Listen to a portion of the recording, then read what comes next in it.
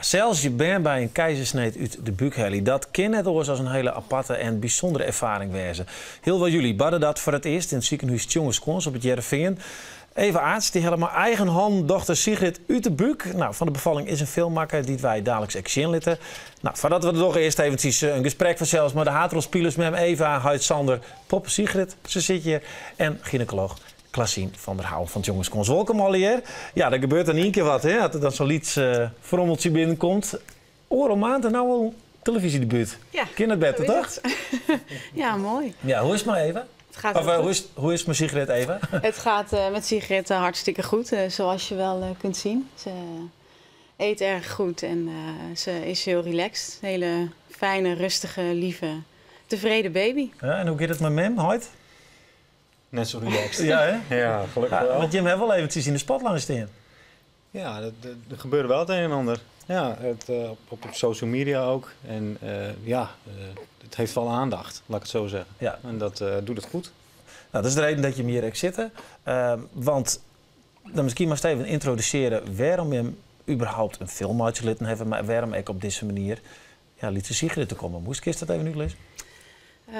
Ja, dat kan ik. Ik heb 2 keer eerder een keizersnee gehad. We hebben 3 kinderen nu in totaal. En de 2 eerste zijn dus met de keizersnee geboren. En wij wilden graag nog een 3e kind. En ik zag toevallig dit filmpje op internet. Dat een moeder de baby zelf uit de buik haalde. En toen dacht ik, nou, als dit bij de 3e zou kunnen, dan is dat wel een fantastische mogelijkheid om mee te maken eigenlijk als bevallende vrouw. Zeg maar. En hoe kwam je dus vervolgens in het Tjongerskons te wonen? Ik heb gebeld met Tjongerskans met de vraag of ik op afspraak mocht komen. Ik was nog niet zo heel lang zwanger, maar de verloskundige gaf als tip, ga op tijd heen. En ga eens overleggen wat er mogelijk is. Dus dat heb ik gedaan. Ik trof mevrouw Gerda Zeeman. En ik vroeg aan haar of het al eerder was gedaan. En zo niet, of ze ervoor open stonden. En ze was hartstikke enthousiast. Ja, want waarom vond je het zo leuk? Of wie niet enthousiast? Ja, nou, wij hadden er in onze groepen over gehad. En veilig bevallen voor de moeder, voor het kind is belangrijk. Maar ook hoe ze het beleeft en haar herinneringen. En daar werken we graag aan om dat heel mooi te maken. Dus toen wij het hadden gezien, vonden wij dat wel interessant. En hadden we gezegd dat Gerda Zeeman, mijn collega, en ik samen dat zouden oppakken. Ja, en toen kwam Eva met haar vraag. En toen kwam Eva en toen kwam er echt een filmploeg bij. En toen kwam er een filmpje.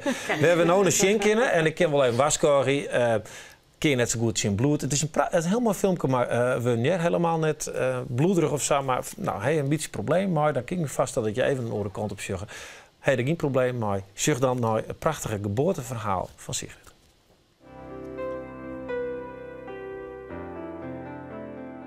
Het gaat om een keizersnee waarbij de moeder zelf de baby uit de buik mag halen. Op het moment dat de baby geboren wordt, kan zij zo met haar handen de baby vastpakken en naar zich toe brengen. De eerste bevalling, dat was een spoedkeizersnee. Daarover komt je eigenlijk alles. Iedereen is heel druk en heel erg bezig met jou helpen. En je bent op dat moment niet bezig met het krijgen van een kind. Hoe gek dat ook klinkt, maar ze zijn medisch bezig. Het bijzondere aan deze keizersnede is dat de moeder zelf haar baby uit de buik mag halen op het moment dat het hoofd en de schouders geboren zijn. Om dat te kunnen doen moet zij met haar armen in het operatiegebied komen en dat betekent dat ze dus steriel moet zijn.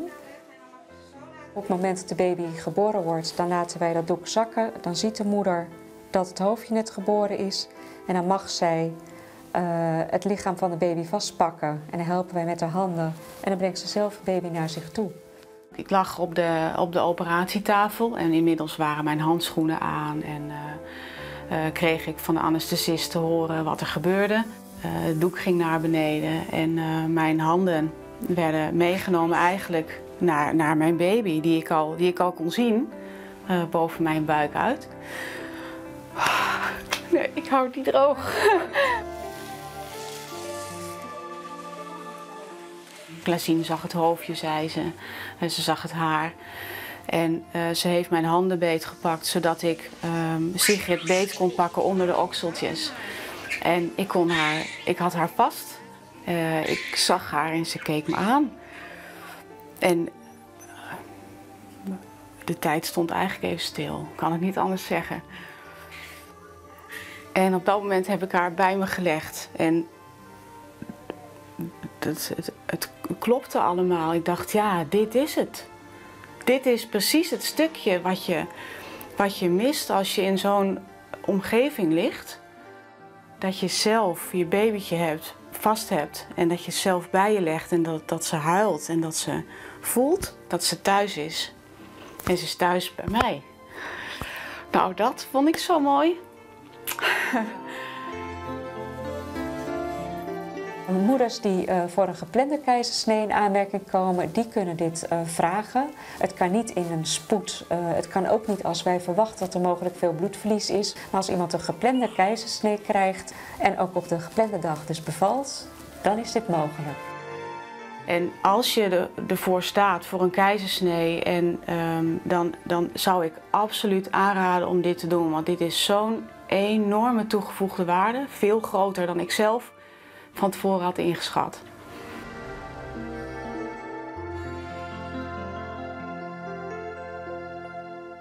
Ja. Nou, het rekt hier nog steeds, hè, als zustertje. Ja, ik bleef nog steeds niet droog, nee. Hoe kan dat? Ja, omdat het raakt je zo diep.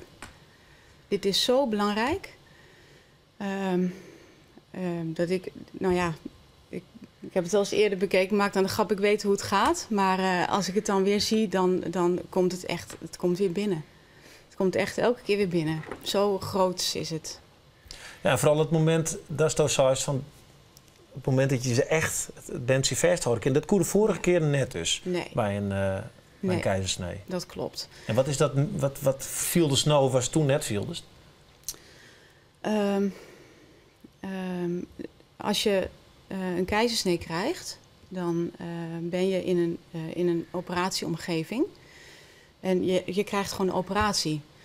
Dus op het moment dat ik mijn baby vast kon houden, dan ik voelde me heel krachtig als een bevallende vrouw in plaats van als een patiënt. En dat is echt, voor mij was dat een wereld van verschil. Ja. Dat is natuurlijk een mooi moment voor je. Hoe viel de huid had? Want ja, wij staan er altijd een beetje hopeloos bij, hè? Ik heb natuurlijk een orenbevalling in steeds, maar... Bij de eerste stond ik gewoon een beetje met mijn handen over elkaar naast de kinderarts te wachten tot er iets in het bakje gelegd werd. En bij de tweede was het al heel wat fijner, met een doorzichtig scherm. En je kon wat zien gebeuren en ik kon gewoon bij mijn vrouw zitten. En nu bij de derde, ja, ik was er gewoon volledig bij. Ja? Ik zag het ook gebeuren. En ik had vooraf wat visioenen dat ik dacht van, oh, we gaan in een open wond staren en zo. Dat soort dingen denk je dan ook. Maar je kijkt gewoon tegen de bovenkant van de buik aan. En daar wordt door je eigen vrouw het kindje omhoog getakeld, om het even zo te zeggen. En dus dat vasthouden, dat echt fysiek zelf, je been eruit hebben, dat is kennelijk dus heel belangrijk. Is dat wetenschappelijk bewezen? Ik weet niet, of is dat puur gevoel, natuur? Nou, in de eerste plaats, het is voor iedereen verschillend. Dus de ene vrouw zal dat heel fantastisch vinden en de andere zal zeggen van nou, ik liever niet. Maar ik kan het wel heel goed voorstellen, want je hebt als vrouw dan een actieve rol. En eigenlijk is het anders ondergaan. En het is natuurlijk fantastisch om daar aan mee te werken. En als het dan zo overkomt, ja, als team, genieten wij dan enorm van mee. Oké, en dan het filmpje. Want ja, het dwaan, oké. Prima, mooi. Maar dit is natuurlijk wel een moment, hè, van je, een magisch moment. Dat lijst iepen en bleert. Ik bedoel, als het Friesen zeggen dit nou, dit gaat waarschijnlijk nog wel verder over internet. Waarom moest het zien zitten? Voor mij was toen ik het zag gebeuren bij deze andere vrouw, gaf voor mij de doorslag. Ik heb dat filmpje ook met tranen in mijn ogen gekeken. En ik hoop dat ik hiermee andere vrouwen kan laten zien hoe fijn het is als je een keizersnee krijgt, maar je mag dit doen. Omdat het, nogmaals, het is zo'n toegevoegde waarde dat ik hoop dat er veel meer vrouwen zijn die dit ook mee mogen maken. Ja. Dat gun ik ze wel. Ja, want dit is voor hem de eerste keer. Ik begreep dat het MCL in Ljouwert het ook wel doet, maar dat net als het rugberiet onjouwt. In Utrecht, waar je het jongen heeft, een keer of zandje nou dien. Hoe vaak gebeurt dit? En En waarom gebeurt het eigenlijk nog net vaker als het toch best wel redelijk makkelijk is, wat je zei? Ja, het is eigenlijk een goede vraag. Ik denk dat het veel vaker gaat gebeuren. Dat het een kwestie van tijd is. En wij hebben zelf contact opgenomen met Utrecht om het protocol op te vragen hoe we dat moeten doen. En toen we het deden, ja, behalve dat het fantastisch was, vonden we het ook technisch erg meevallen, de aanpassingen die we moesten doen. En, qua desinfecteren, hè, begrijp ik? Ja, je moet natuurlijk wel heel netjes werken. En wij zijn daar natuurlijk bezorgd over, want we hebben wel met de gezondheid van de moeder te maken. Maar het was toch niet moeilijk. Nee. Ja, wel wat aanpassingen, maar het ging heel goed. Dus bij de evaluatie kwamen we allemaal tot de conclusie van, dit is wel heel goed te doen. Zeker ook omdat het zo'n effect heeft. Omdat, ik bedoel, ja, Eva is gewoon lyrisch. Hè? Die wordt eigenlijk nou als een ambassadeur gewoon nog iedereen verkepen. Dat hebben we ook wel zo gezegd al. Hè? Dus jij bent ambassadeur en ja, waarom ook niet? Als je daarmee een keizersnee, als je dat moet krijgen, is toch best heftig. En als je de mogelijkheid hebt om daar ook een actieve rol in te kunnen hebben als vrouw, als je die beleving nog weer bijzonder in een herinnering kan meenemen, ja, dat is natuurlijk fantastisch om daaraan te werken. Want is het echt iets wat je helemaal stuk in huis uniek maakt en daar eventueel dus ook meer van dit soort bevallingen naar je taalhoeken kennen? Of is het daar net om gebeurd? Nou, ik denk dat alle gynaecologen in Nederland, kijk, verloskundigen werken al heel lang met een geboorteplan. Wat wil iemand zelf graag? En het gaat om die belevenis en ook die herinnering.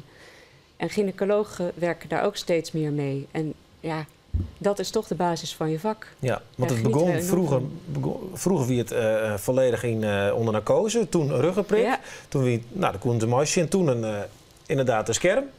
Nou, dus dat is het zelf uithelst. Wat is het volgende? Dat is het zelf dorst? Of dat we een camera sturen in de buik? Of... Het is ook al gebeurd, hè? Er is al een vader geweest die dat gedaan heeft.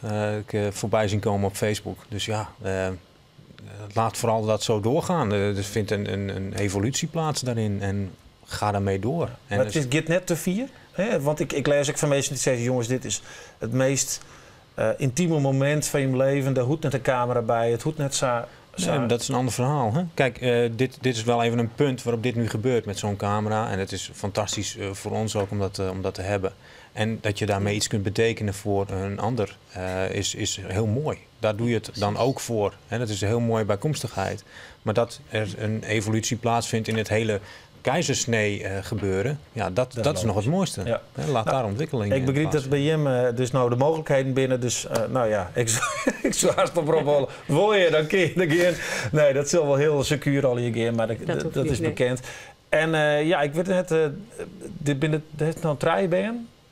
Is er nog een kans dat Sander zelf even een keer... Nee? Oh, de knip zit erin. Nee. Nou ja, dat is duidelijk. Maar in ieder geval, je hebt u... Bijna. Oh, haast, oké. Je hebben nu in ieder geval bijzondere beelden schonken. En de wereld de prachtig ben en ervaring rijker. Dank u wel voor je verhaal.